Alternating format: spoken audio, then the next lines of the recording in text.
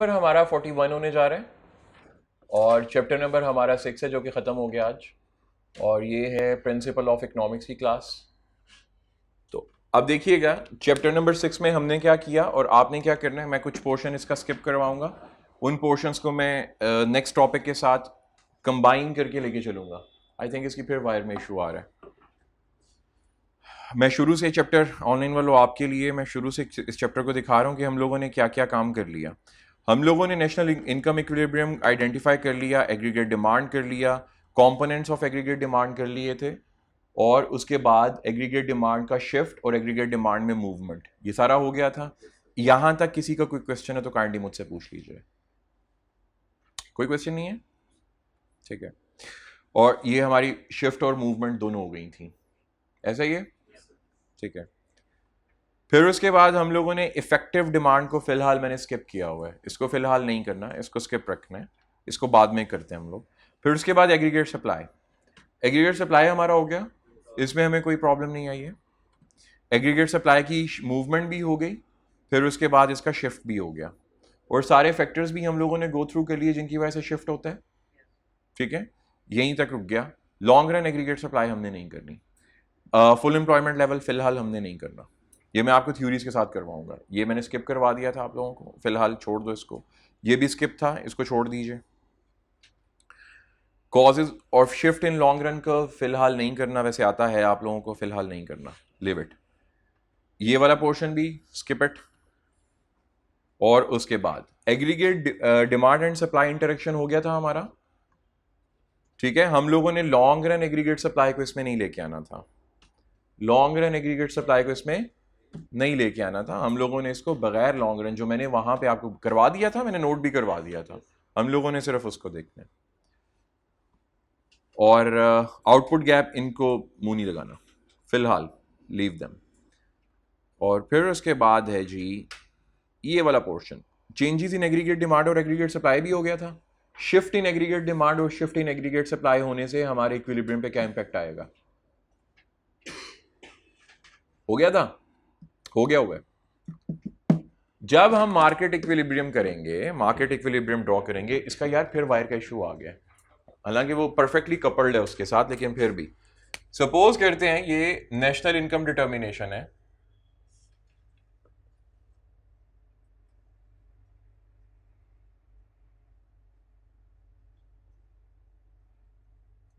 ये national income determination है, हम लोगों ने ड्रॉ कर लिया। हियर वी हैव आउटपुट और जनरल प्राइस लेवल यहां पे आएगा। जनरल प्राइस लेवल आइंदा के बाद भूलेगा तो नहीं ना? हाँ, जितनी कर दी थी बस इतनी काफी नहीं है कि ज्यादा होनी चाहिए? ये क्या है, ज्यादा हो गई है। एग्रीगेट डिमांड कर्व है, और ये क्या है यार? आप उस मोहतरमा को देख रहे हो, उसने सिर्फ 1 महीने में पढ़ के पास किया, उसने पहले कभी पास पढ़ा भी नहीं है इकोनॉमिक्स को, और आप लोग 3 महीने पढ़ोगे। सिर्फ 25 डेज पढ़ा था आई थिंक हमने, या 24 खत्म हो गया था, उसमें छुट्टियां भी थी 4। तकरीबन अक्यूमुलेटेड कर लो तो हम लोगों ने 20-22 दिन पढ़ा है। 1 घंटे की क्लास, 1.5 घंटे की होती थी, वैसे 1 घंटा होता था। 1 साल पूरी पड़ी हुई है, तो फिर भी तो भूल गया था, फिर तो तुझे चपेड़े लगानी चाहिए थी, फिर तो मैंने बख्श दिए तुझे। ये प्राइस आ गई, और ये क्या आ गया हमारा? जीडीपी, आउटपुट, नेशनल इनकम, इसके 4-5 नाम है, जो मर्जी रख लो। सपोज करते हैं यहाँ पे गवर्नमेंट ने टैक्सेस इंपोज कर दिए, तो क्या इंपैक्ट आएगा प्यारे भाई? हाँ, गवर्नमेंट ने इनडायरेक्ट टैक्स इंपोज कर दिया। गवर्नमेंट ने, मैं यहां पे लिख रहा हूं, गवर्नमेंट ने इनडायरेक्ट टैक्स इंपोज किया,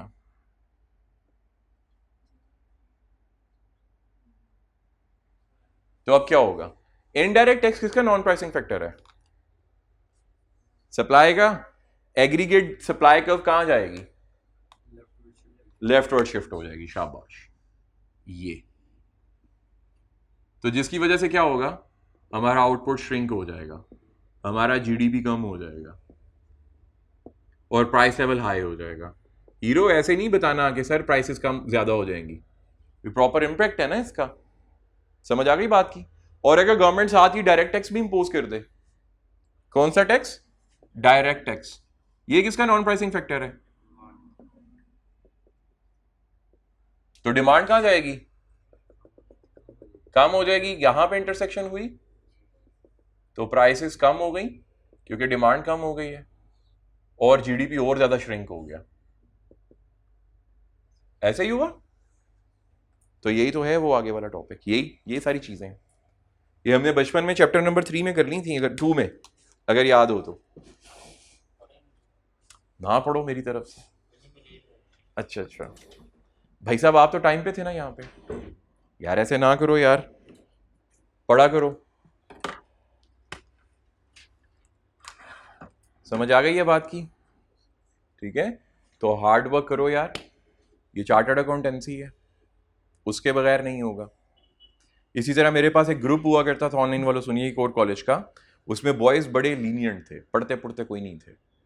और कल अल्हम्दुलिल्लाह वो सारे पास हो गए हैं, क्रैश बैच उन्होंने ज्वाइन किया था, ठीक है, और पूरी की पूरी क्लास अल्हम्दुलिल्लाह पास हो गई। कल उसका इतना बड़ा मैसेज आया था, दूसरे कॉलेज वाले ना, अक्सर कोई कॉलेज है वो मुझ पर इल्ज़ाम लगाते हैं ये डिमोटिवेट करता है बच्चों को, ये इस काबिल नहीं है कि इसको टीचर होना चाहिए, इसको निकाल देना चाहिए, इसको टीचिंग प्रोफेशन से निकाल देना चाहिए। तो मैं इतना हैरान हो रहा था कि आपके बच्चों को मैंने पास करवा दिया। अल्लाह नहीं पास करवाना है, मैंने क्या पास करवाना है, सारी की सारी क्लास पास हो गई। और वो क्रेडिट किसको दे रहे हैं? मुझे, कि सर अगर आप हमें जलील ना करते, आप हमारी क्लास ना लगाते, हीरो आप हमें चपेड़े ना लगाते तो हम लोग पास नहीं होते। आपने चपेड़े लगाई, चपेड़े लगाने से मतलब ये नहीं है कि मैं स्लैप करता हूँ, थोड़े से टॉन्ट, थोड़ी सी सख्त अल्फाज, और वो मेरे लिए थोड़ी ना होते हैं, मेरा ईगो थोड़ी ना सेटिस्फाई होगा, उससे क्या होएगा? यार कितनी खुशी की बात है ना, आपको कल कितनी खुशी हुई होगी, एक चीज जो 4-5 महीने में इंसान पढ़ के पास करता है, अगर 20 दिन में पास कर लेते हो पढ़ के, और पहले कभी पढ़ी भी नहीं होती। एफएससी प्री मेडिकल, क्यों प्री मेडिकल का स्टूडेंट पहले कभी पढ़ा नहीं है उसने इको को, 20 दिन में पढ़ के पास करता है, क्या खुशी होगी। ऐसे उन बॉयज को भी हो रही थी। फिर इसी तरह एक बॉय पता नहीं कहाँ से आया हुआ था, सिंध के पता नहीं कौन से इलाके में, क्रैश बैच में, उसने भी आके इकोर पढ़े और दोनों पास कर गया वो भी। ऐसा नहीं है कि मैं वो बड़ी कमाल चीज़ हूँ, hard work, simple hard work, कुछ ना करो, सिर्फ मेहनत करते रहो, अल्लाह पे भरोसा रख के। ठीक है, मेरे जैसे आपको 50,000 टीचर मिल जाएंगे, बल्कि मैं तो टीचर के हिलाने के काबिल भी नहीं हूँ, लेकिन मिल जाएंगे आपको, लेकिन आपका हार्डवर्क आपको आगे लेके जाएगा। मैं यहाँ पे अच्छे बहुत आपको गाने सुना के पढ़ा दूँ, लेकिन आप घर जाके पढ़ो ही ना तो पास हो जाओगे। आपके अंदर से पर्सनल जब एक करेज आती है, एक आपको एक अंदर से मिलता है, एक एंडोलिन रश मिलता है कि पढ़ना है पढ़ना है, जैसे उन बॉयज़ के साथ हुआ, तो बस आप पास कर जाओगे। पहले मेरा दिल कर रहा था जो उसने मुझे इतना बड़ा मैसेज भेजा ना, वो सोशल मीडिया पे लगा दूँ, तो फिर मैंने सोशल मीडिया को वैसे ही बाइकआउट कर दिया हुआ है, छोड़ दिया हुआ है, तो इस वजह से मैंने उसको पोस्ट नहीं किया अपनी फेसबुक पे।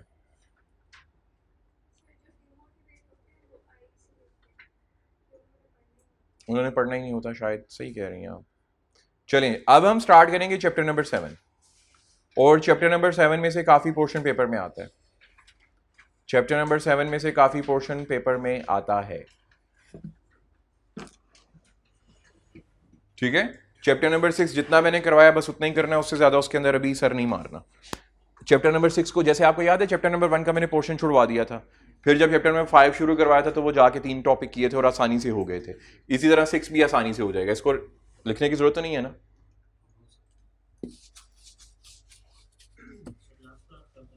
लास्ट क्लास कौन सी? ईद से पहले मेरी लास्ट क्लास फ्राइडे को होगी। फ्राइडे को छुट्टी है? किस चीज़ की? नहीं नहीं, मैं आऊँगा यार, मेरी ज़िंदगी में कोई ऑफ शॉफ नहीं होता, कोई कहीं जाना हो तो फिर मैं ऑफ करता हूँ, अदरवाइज मैं तो संडे भी ऑन करता हूँ। हाँ हाँ, मैं संडे भी, मेरे क्रैश पे संडे ऑन होते हैं, आप आती भी नहीं है। चले, तो वापस आते हैं, कंजम्पशन के ऊपर बात करते हैं। ये कंजम्पशन कहाँ से आया? हमें एग्रीगेट डिमांड का पता है? क्या होती है भाई? CIG, C plus I plus G plus NX। ठीक है, वैसे तो एग्रीगेट डिमांड का मतलब पूरे पाकिस्तानियों की डिमांड को इकट्ठा कर लो तो एग्रीगेट डिमांड बन जाएगी, आसानी से याद रखने के लिए। वैसे इसको GDP भी कहते हैं, इसको नेशनल इनकम भी कहते हैं, और इसके कंपोनेंट्स हैं कंजम्पशन, इन्वेस्टमेंट, गवर्नमेंट एक्सपेंडिचर्स और नेट एक्सपोर्ट्स। आज हम इसका जो ये कंजम्पशन है ये पढ़ने जा रहे हैं। आज हम ये सी पढ़ने जा रहे हैं। C stands for consumption. अच्छा जी, कंजम्पशन किसे कहते हैं?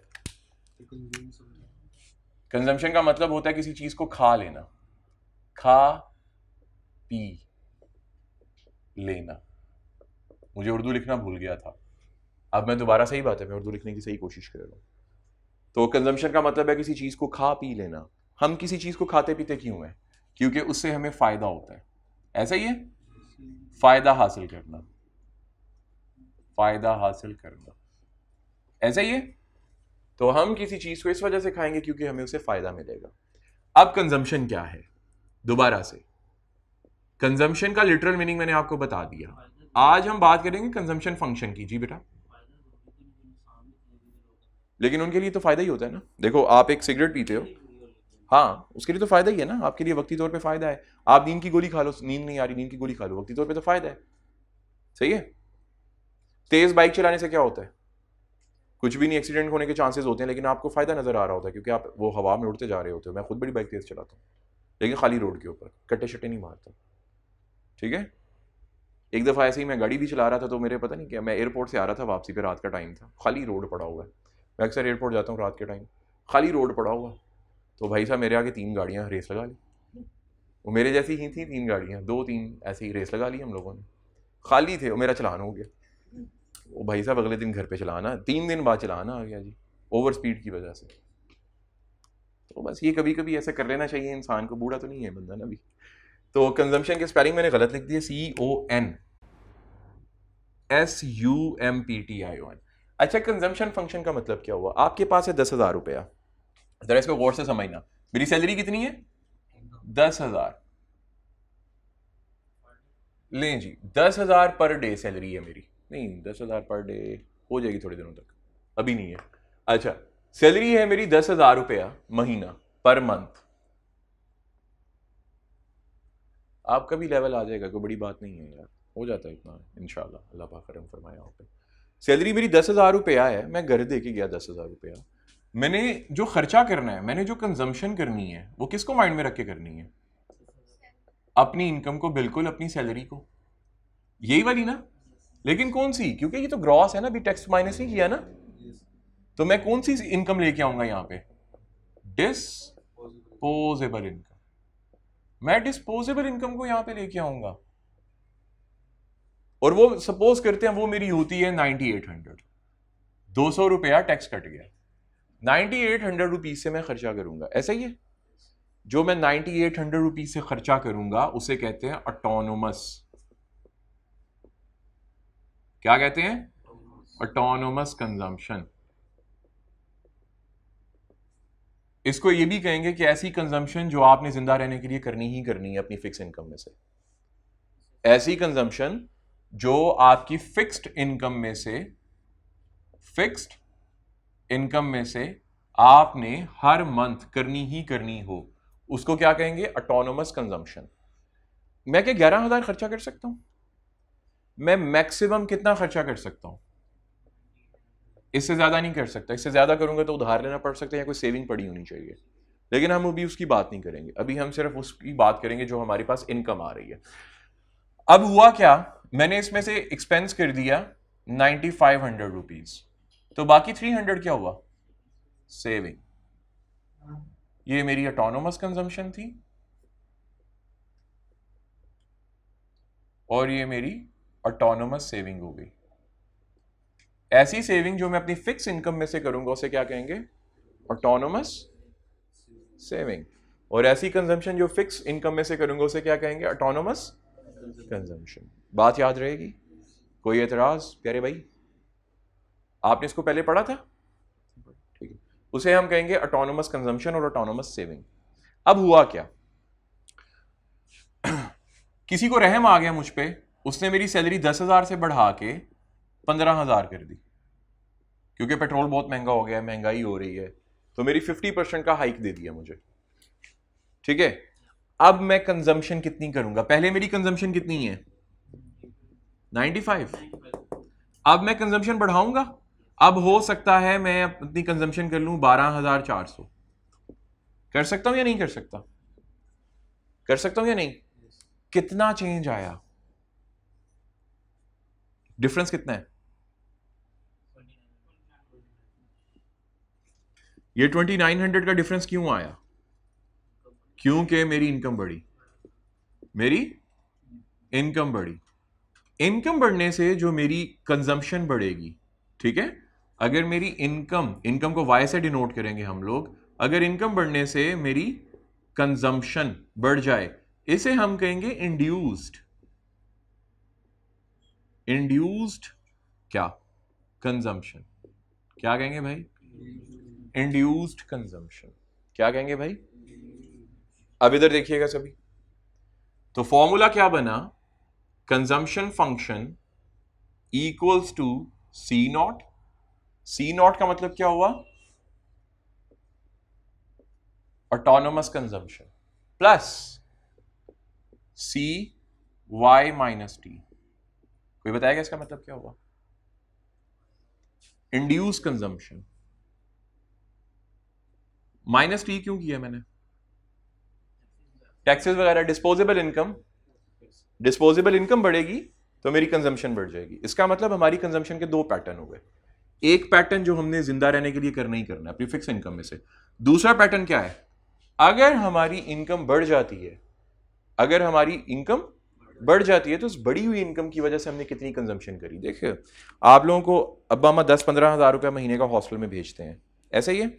अब आप हॉस्टल में रहते हो, खर्चा खुर्चा करते हो, कितने का खर्चा करोगे? उसी 15 हज़ार रुपये में से। आपके अब्बा ने कह दिया, ले मेरा बच्चा, मेरी ना सैलरी बढ़ गई है, या फलानी जायदाद थी वो मैंने बेच दी है, मैं तुझे हर महीने ना 25,000 भेजूंगा। अब कितना खर्चा करोगे? 15,000 या 25,000 वाला? तो अब ज्यादा खर्चा करोगे। ऐसा ही है। अक्सर दोस्तों को चला देना शवारमा खुआवा, ऐसा ही है कि नहीं? वो सिगरेट वाले बंदे गायब हो गए हैं, बबलू गायब हो गए, उन्हें चला दो सिगरेट पियावा। ऐसे ही है। ये तो हॉस्टल लाइफ में नॉर्मल ही ऐसा होता है, बिल्कुल नॉर्मल, चला जाऊं स्टिंग पियावा, ठीक है ना। ये बिल्कुल एक नॉर्मल सी चीज है जो हॉस्टल लाइफ एक्सपीरियंस करते हैं। तो हुआ क्या, मतलब बताने का क्या हुआ, इंसान की ह्यूमन साइकोलॉजी है, ह्यूमन नेचर है। अगर आप किसी भी चीज को कंज्यूम कर रहे हो लेकिन उसकी बेस आपकी इनकम है, ठीक है, एक आपकी बेस होती है अब्बा के पैसे, तो फिर आपकी कंजम्पशन फ्लक्चुएट करती है। लेकिन अगर आपकी इनकम फिक्स है तो आपकी कंजम्पशन भी अप्रॉक्सीमेटली फिक्स ही रहती है। और वो कौन सी कंजम्पशन बनेगी? ऑटोनोमस।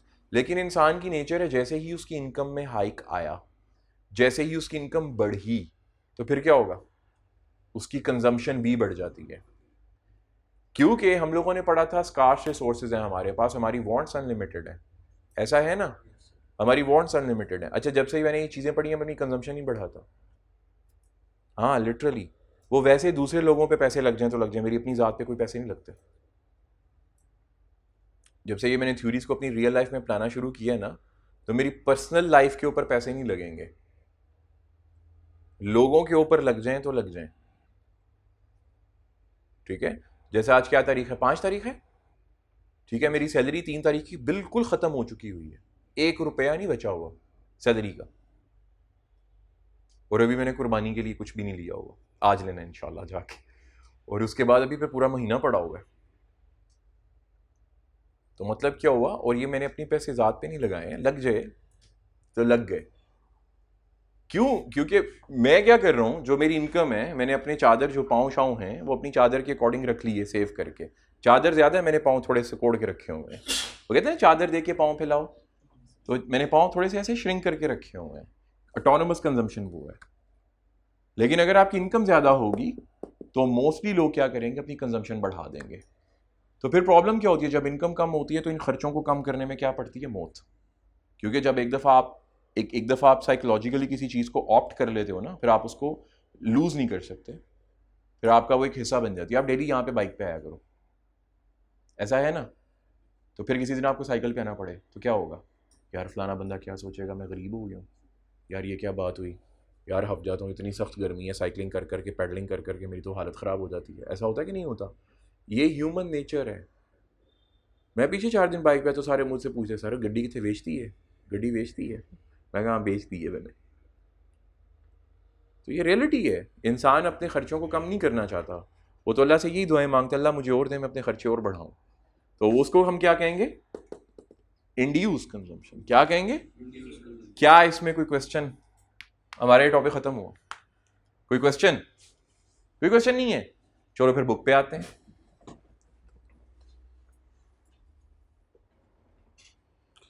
तो सबसे पहले बुक पे देखते हैं हमारे सामने क्या चीज आ गई।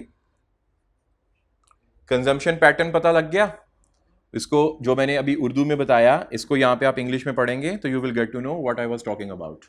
Got it? वो कंजम्पशन पैटर्न है कि हम उतना ही खर्चा करते हैं जितनी हमारी इनकम होती है। अगर हमारी इनकम बढ़ेगी तो हम लोग ज्यादा खर्चा करेंगे। कंजम्पशन फंक्शन का पता चल गया। Consumption is the function of income. F of Y का यही मतलब है ना? याद है मैंने डिमांड में करवाया था आपको, demand is the function of price. तो बिल्कुल सेम वैसे ही C equals to f of Y का मतलब है consumption is the function of income. उसके बाद सेकंड फंक्शन समझ में आ रहा है सबको? C equals to C naught plus C Y. मैंने उसके साथ माइनस टी एक्स्ट्रा लिखवा दिया आपको, बुक में नहीं लिखा हुआ, आप लिख सकते हो क्योंकि वो डिस्पोजेबल होती है ना। तो इसका मतलब क्या हुआ? इस सारे पोर्शन को हम क्या कहेंगे? Consumption function. वो समझ में आ रही है? ठीक है। ऑटोनोमस एंड इंड्यूस की समझ आ गई बेटा? आपको समझ आई बच्चे? पक्की बात है बेटा? अगर समझ नहीं आया करे, आपको मुझसे डर लगता है तो मुझसे रोक पूछ लिया करें। डर लगता है मुझसे? मैं जब भी आपसे क्वेश्चन करता हूँ आप सहम जाती हैं। मुझसे डरने की किसी को भी जरूरत नहीं है। आप लोग मेरे छोटे भाई बहनों की तरह हो, बच्चों की तरह हो, ठीक है? अगर मैं थोड़ा सा सख्त बोलता भी हूँ तो सिर्फ आपके भले के लिए। तू नहीं है, तू तो मेरे जिड्डा है यार। मजाक करो यार, तू छोटा भाई है अपना। तो अगर मैं बोलता हूँ तो बुरा मनाने की जरूरत नहीं है, सिर्फ आपके भले के लिए और कुछ नहीं है। क्लियर हुई बात? क्योंकि मुझे फील हुआ लास्ट लेक्चर में मैंने ज़्यादा ही आप लोगों की बुरी हालत कर दी थी, लेकिन वो मेरा करना बनता भी था। क्योंकि जितना एक टीचर सिंसियर होकर पढ़ाएगा उसको उतना ही ज़्यादा दुख होगा अगर आप लोग नहीं करोगे तो। चलें, अब यहां पे ना एक नई मुसीबत आ गई। उस नई मुसीबत का नाम क्या है? MPC, marginal propensity to consume. मैं इसको इसी के साथ करवाऊंगा, मार्जिनल प्रोपेंसिटी टू कंज्यूम। अच्छा जरा छोड़ दो यार, छोड़ दो, अभी इधर देखो, अभी कुछ भी नहीं मिटाना, ये बोर्ड ऐसे ही लगा रहना है। एमपीसी का मतलब क्या हुआ? अब मैं घर गया, मुझे आज सैलरी मिल गई, मुझे 10,000 रुपया मिल गया, 200 रुपया काट लिया क्रिसेंट वालों ने, 9800 मेरी जेब में है, ये मैं डाल के घर लेके चला गया। ठीक है, जाते ही अम्मा ने कहा चल बकरा लेके आ। मैं मार्केट में गया, 1000 रुपये का बकरा, शिवाश्री वाला 2000 है ना, फिर 1000 रुपये वाला बकरा। ठीक है, 1000 रुपये का बकरा लेके आया।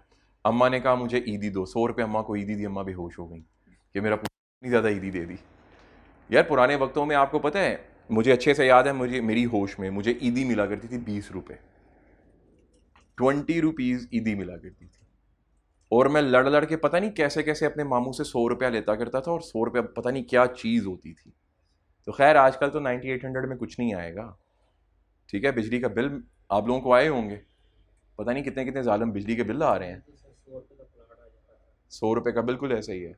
1000, 1500, 2000 रुपये में आपको अच्छी जगह पे प्लॉट मिल जाया करता था, इतने हालात हुआ करते थे। खैर, तो 9800 रुपीज़ में घर लेके गया, मैंने जाके कंजम्पशन करी 9500 रुपीज़ की, 300 मैंने सेव कर ली। फिर उसके बाद मेरी सैलरी बढ़ गई, सैलरी बढ़ने से मैंने अपनी कंजम्पशन बढ़ा दी। ऐसा ही है, इसे कहते हैं मार्जिनल प्रोपेंसिटी टू कंज्यूम। हमारे सामने दो प्रोपेंसिटीज होती हैं। प्रोपेंसिटी का मतलब क्या होता है? प्रोपेंसिटी का मतलब होता है किसी चीज को खाने की आदत। आसानी के लिए अपने लिए याद रखो, किसी चीज को इस्तेमाल करने की, आप एक चीज को कितनी दफा इस्तेमाल करते हो, that would be known as your propensity, your tendency. Clear हुई बात? अब अगर मेरी सैलरी है 9800 और मैं कंज्यूम कितनी कर रहा हूं? 9500। इसका मतलब मैं कितने परसेंट सैलरी कंज्यूम कर रहा हूं? तो इसे कहेंगे एवरेज। मुझे फॉर्मूला भी लिखवा दो।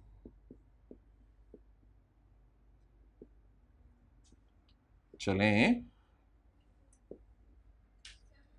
हाँ formula, average propensity to consume के मतलब जितनी मुझे इनकम मिली उसका कितना मैं पोर्शन खा गया। तो कितनी इनकम मिली उसको डिनोमिनेटर में, कितना पोर्शन खा गया न्यूमरेटर में। तो भाई कितना पोर्शन खाया मैंने? 9500। कितनी सैलरी मिली? 9800। तो कितने परसेंट खा गया जरा कीजिएगा।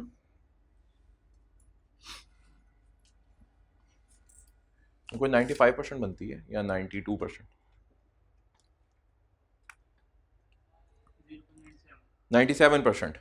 0.97, इसका मतलब अगर मुझे 1 रुपया इनकम मिलती है, मैं 97 पैसे खा जाता हूं और 3 पैसे सेव कर लेता हूं। क्लियर हो गई बात? यहीं से एपीसी कोई निकाल के दे, एपीएस निकाल के दे सकता है मुझे? एपीएस का मतलब क्या होगा? Average propensity to save. निकाल के दे सकता है क्या? जितना कंज्यूम हुआ उसका जो बच गया वो एपीसी है, एपीएस है, सॉरी। 1 माइनस एपीसी, तो 1 माइनस 0.97 इक्वल्स टू 0.30, नहीं 03, अच्छा सॉरी 03। ये हमारे पास एपीएस आ गया। ठीक है, इसका और फॉर्मूला क्या हो सकता है? सेविंग डिवाइडेड बाय इनकम, ये भी तो हो सकता है ना। तो सेविंग कितनी है? 300 डिवाइडेड बाय 9800, तब भी 0.3 आएगा, 0.03 आएगा। क्लियर हो गई बात? इसका मतलब क्या हुआ? हम लोगों ने से ये देखना होता है कि अच्छा अगर मैं पाकिस्तान में आता हूं और लोगों का पाकिस्तान का एपीएस, एपीसी सॉरी एपीसी यहां पे लिख देता हूं मैं, लोगों में पाकिस्तान में एपीसी 97% है, क्या मुझे यहां पे इन्वेस्टमेंट करनी चाहिए?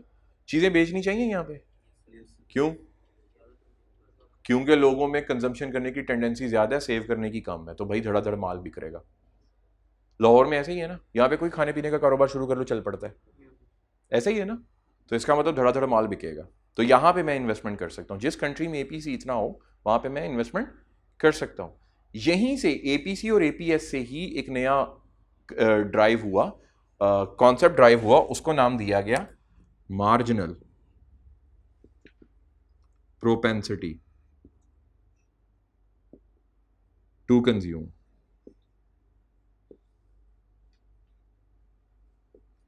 इसका फॉर्मूला क्या होगा? Change in consumption divided by change in income. कि भाई कितनी इनकम चेंज होने से तुमने कितनी ज्यादा कंजम्पशन की। तो भाई कितनी कंजम्पशन चेंज हुई? 2900। हीरो समझ आ रही है तुझे? पक्की बात है। इनकम कितनी चेंज हुई? मैंने यहां पे डिस्पोजल को साइड पे कर दिया जरा समझाने के लिए, डिस्पोजल मैंने साइड पे कर दिया।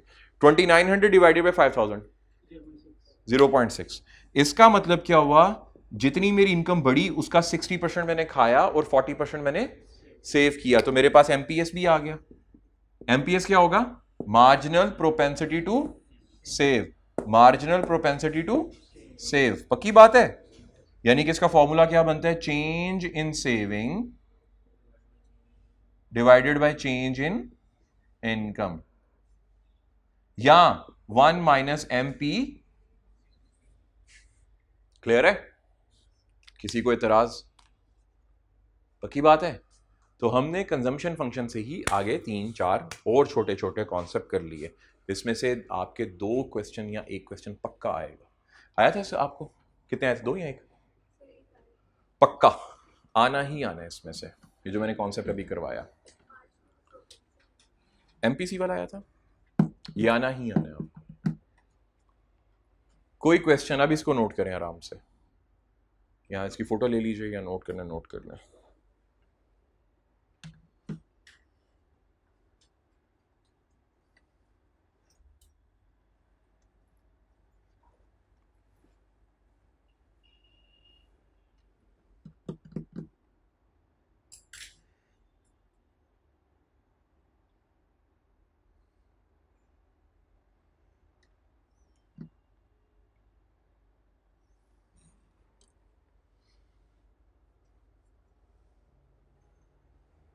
नींद आ रही है आपको? क्यों? कितने बजे? कोई बात नहीं है यार, परसों मैं आपको लेक्चर दे रहा था, मैं सुबह 4:30 सोया, 4:15 सोया था, और 7:30 मेरी पहली क्लास ही। कंट्रोल करना सीखिए अपनी नींद को। नहीं नहीं मजाक कर रहा हूँ यार, मुझे वैसे थोड़ा सा मसला है नींद का, मुझे वैसे भी नींद कम आती है, वैसे नॉर्मल लोगों को 8 घंटे सोना चाहिए। चलें, तो इधर देखिएगा, हमें पता चल गया ना इंड्यूस क्या है और ऑटोनोमस क्या है, उस पर कोई हमें एतराज़ नहीं है। ओ भाई नहीं समझ आई? अच्छा कर नोट फिर यार, जल्दी कर, फिर मैं आगे चलना है। ठीक है, वो लिखा हुआ है, मैं मिटाऊंगा नहीं कुछ भी। ओके, फिर उसके बाद देखो, ये कुछ समझ आ रही है चीजें? एमपीसी और एमपीएस हो गया, सॉरी एमपीसी और एपीसी हो गया। ठीक है, इसका मतलब क्या हुआ, अगर हमारा एमपीसी 60% है तो हम लोग सियाने हैं या डम्ब है? एमपीसी एमपीसी 60% आया ना हमारा, हम लोग सियाने हैं कि बेवकूफ़ हैं? सियाने हैं। हम लोगों ने नॉर्मल, हमारा एपीसी देखो 97% है, ठीक है, लेकिन जैसे इनकम बढ़ी हमने सेव ज़्यादा किया, हमने कंजम्पशन कम की और सेव ज़्यादा किया, हमने अपना एमपीसी कम किया। तो इसका मतलब क्या होगा, हम लोग सेव करके इन्वेस्टमेंट करने के काबिल हो सकते हैं। सेविंग करेंगे तो इन्वेस्टमेंट होगी ना, ये मैंने लास्ट लेक्चर में करवा दिया था आप लोगों को। अगर सेविंग ही नहीं करोगे तो इन्वेस्टमेंट कहाँ से होगी? ऐसा है ना, फिर हमें आईएमएफ के पास जाना पड़ेगा, और आईएमएफ हमें रिस्ट्रिक्शंस लगाएगा काफ़ी ज़्यादा, फिर उसकी रिस्ट्रिक्शन को मानते हुए हमारे यहाँ पे महंगाई हो जाएगी, और तब जाके वो हमें बेल आउट पैकेज को रिलीज़ करेगा। ये सारी बातें हुई थी।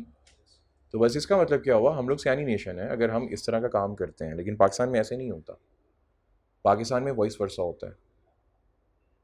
ठीक है, आगे चलते हैं।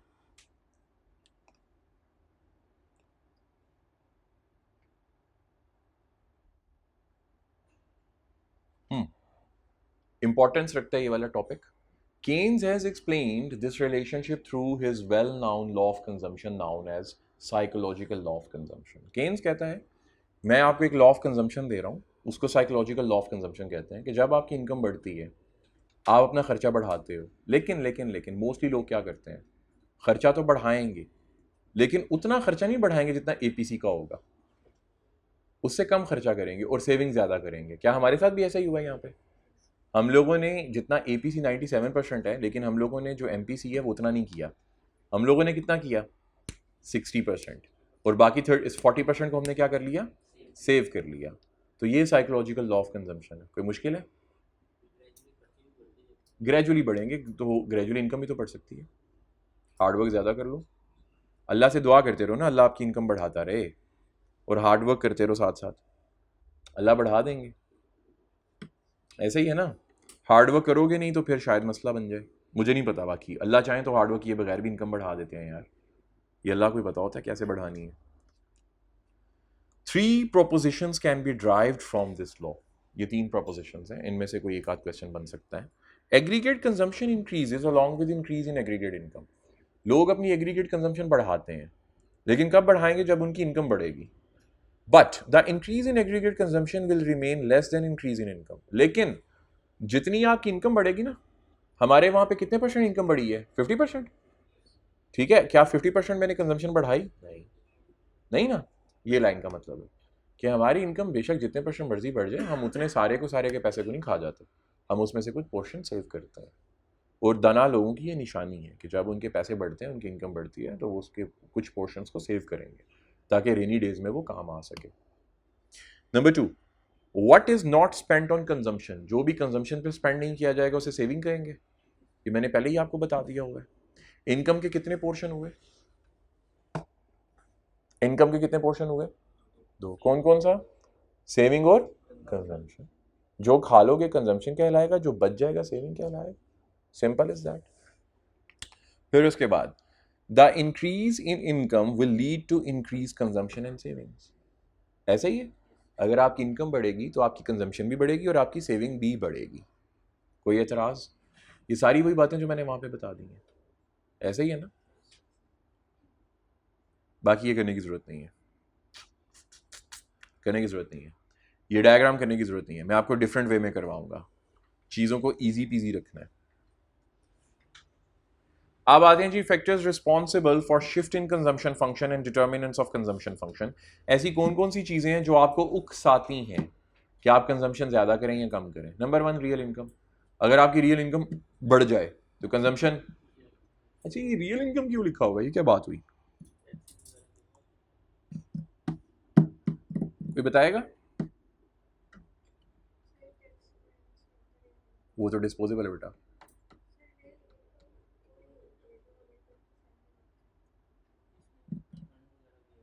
देखो, अभी इन्फ्लेशन हुई पाकिस्तान में 23%, कितने परसेंट इन्फ्लेशन हुई?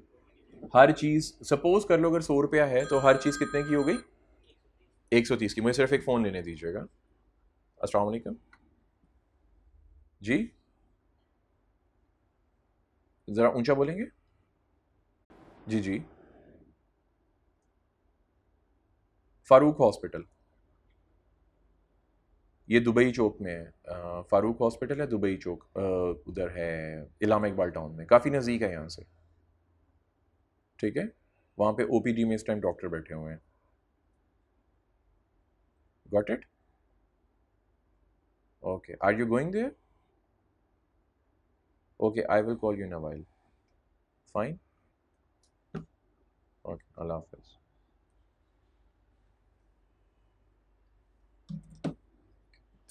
रियल इनकम का मतलब समझ लो। अभी कितनी परसेंट इन्फ्लेशन हो गई है? 23%। यानी कि जो चीज़ 100 रुपए की थी ना, वो कितने की होगी? 123 की। मैं नीचे गया सीईओ के पास, मैंने कहा सर देखें, आपको पता है मेरे छोटे छोटे बच्चे हैं, ठीक है, और 10-12 हैं अल्हम्दुलिल्लाह, तो मेहरबानी करें सैलरी बढ़ाएं। वो कहते हैं ला मज़र कोई मसला ही नहीं है, तेरी 10,000 सैलरी है, तेरी 12,000 कर दी, क्या सेटिस्फैक्टरी है? गौर से समझो, मेरी कितनी परसेंट सैलरी बढ़ी? 20%। फ़ायदा हुआ? नहीं, अभी भी नुकसान 3% का। इसका मतलब मेरी रियल इनकम नहीं बढ़ी है, मेरी रियल इनकम अभी भी कम है। मैं उनके पाँव पड़ गया, मैं ना उस्ताद जी इंज नहीं करना, सतन वल्ला दा वास्ता, साढ़े बच्चे जी ब्ला ब्ला, सिर्फ 10 बच्चे दुआएं देंगे, ठीक है, आप हज करने जाएं। जी, ठीक है, ऐसे हुआ, उन्होंने कर दी चल मजर ना तेरी ना मेरी, ठीक है, 13,000 कर दी। अब कितने परसेंट मेरी सैलरी बढ़ गई? 30%। इसका मतलब क्या हुआ? इन्फ्लेशन कितने हैं और मेरी सैलरी कितना बढ़ी? कितना परसेंट मुझे बेनिफिट मिला? 7%। That would be known as real income. तो मेरी रियल इनकम कितने से बढ़ी? 7% से। कितने से बढ़ी? 7%। इसका मतलब 700 रुपया मुझे फायदा देके जाएगा। क्लियर हुई मेरी बात? अगर मेरी रियल इनकम बढ़ेगी तो तभी मैं कंजम्पशन बढ़ाऊंगा ना, नहीं तो बाबा क्या होगा? वो जो 12-13 हज़ार रुपये होगा वो तो सारा इन्फ्लेशन में निकल गया। पेट्रोल इतना महंगा हो गया ना, मेरी पैसे तो बढ़े नहीं, मेरे तो खर्चे उतने के उतने ही हैं। स्कूल फीसेस बल्कि बढ़ जाएंगी उल्टा, तो वो तो जो बढ़ी हुई सैलरी होगी वो उन सब में चली जाएगी, तो मेरे पास तो एक्स्ट्रा पैसा नहीं आया। अब 700 रुपया मेरे पास एक्स्ट्रा आ गया, उस 700 रुपये एक्स्ट्रा आने से मैं क्या करूंगा? एक्स्ट्रा कंजम्पशन और extra saving. Are you getting my point? Clear हो गई बात सबको? चलिए, नंबर 2, डिस्ट्रीब्यूशन ऑफ वेल्थ। ये जो आप टैक्स वाला कह रहे थे ना, वो ये है डिस्ट्रीब्यूशन ऑफ वेल्थ। तो खा सकते हैं आप। तो डिस्ट्रीब्यूशन ऑफ वेल्थ का मतलब क्या होगा? अगर मेरी इनकम बढ़ी और गवर्नमेंट ने उतना ही ज्यादा टैक्स लगा दिया, तो क्या मैं कंजम्पशन कर पाऊंगा? नहीं ना। मेरी इनकम बढ़ी 30%, गवर्नमेंट ने टैक्स लगाया 2%, कंजम्पशन कर पाऊंगा? क्योंकि भाई 23% तो इन्फ्लेशन में चला गया, ठीक है, बाकी 7% बच गया, 2% टैक्स में चला गया, बाकी 5%। तो वो है डिस्ट्रीब्यूशन ऑफ वेल्थ कहलाएगा। अगर फेयर डिस्ट्रीब्यूशन ऑफ वेल्थ हो, गवर्नमेंट ज़्यादा टैक्सेस ना लगाए क्योंकि इन्फ्लेशन ज़्यादा है, तो फिर मैं कंजम्पशन ज़्यादा कर पाऊंगा। अगर गवर्नमेंट ने भी उतना टैक्स लगा दिया, फिर मैं ज़्यादा कंजम्पशन नहीं कर पाऊंगा। Got it? तो फिर मेरी ऑटोनोमस कंजम्पशन होती रहेगी, मेरी इंड्यूस्ड कंजम्पशन नहीं हो पाएगी। Expectation of price changes. अगर मैं अभी अभी मैं बैठा हूँ, मेरी जेब में है 500 रुपया और मुझे पता चल जाए कि भाई साहब मैंने बाइक में तेल डलवाना है, पेट्रोल डलवाना है और पेट्रोल की प्राइसेस बढ़ने वाली हैं, ठीक है, तो मैं क्या करूंगा? मेरी जेब में 500 रुपया है और पेट्रोल की टैंकी में 400 का पेट्रोल डल सकता है, ओ बाइक की टैंकी में, तो क्या करूंगा मैं जाके 400 का डलवा के फुल करवा लूंगा, क्योंकि प्राइस बढ़ने वाली है तो मेरी कंजम्पशन ज्यादा हो जाएगी। अब अगर मुझे पता चल गया मेरी बाइक में सिर्फ 50 रुपए का पेट्रोल है, मैं यहां से घर जा सकता हूँ, कल आज 250 रुपए का पेट्रोल है, कल पेट्रोल की प्राइस 200 रुपये हो जाएगी, तो मैं क्या करूंगा? पेट्रोल डलवाऊंगा? क्या करूंगा? उसको चपेड़े मार मार के घर ले जाऊंगा, ऐसे ना लटा के मारते ना टैंकी पे, कभी किया आप लोगों ने? ठीक है, वो ऐसे टैंकी पे उसको थप्पड़ छप्पड़ मारते हैं, वो पता नहीं कहाँ से पेट्रोल निकल आता है, फिर वो चल पड़ती है। तू ईंट मारा कर उसको। तो इसका मतलब वो थप्पड़ छप्पड़ मार के मैं उसको घर ले जाऊंगा और वापसी पे कल मैं वहां से 200 रुपीज़ का पेट्रोल डलवा लूंगा। इसका मतलब अगर फ्यूचर एक्सपेक्टेशन हो कि प्राइसेस कम होने वाली हैं, तो इसका मतलब क्या होगा? मैं कंजम्पशन रोक दूंगा। तो कंजम्पशन फंक्शन पे ये भी चीज़ इंपैक्ट करती है। फिस्कल पॉलिसी को भी स्किप कर दो। इंटरेस्ट रेट को भी स्किप कर दो।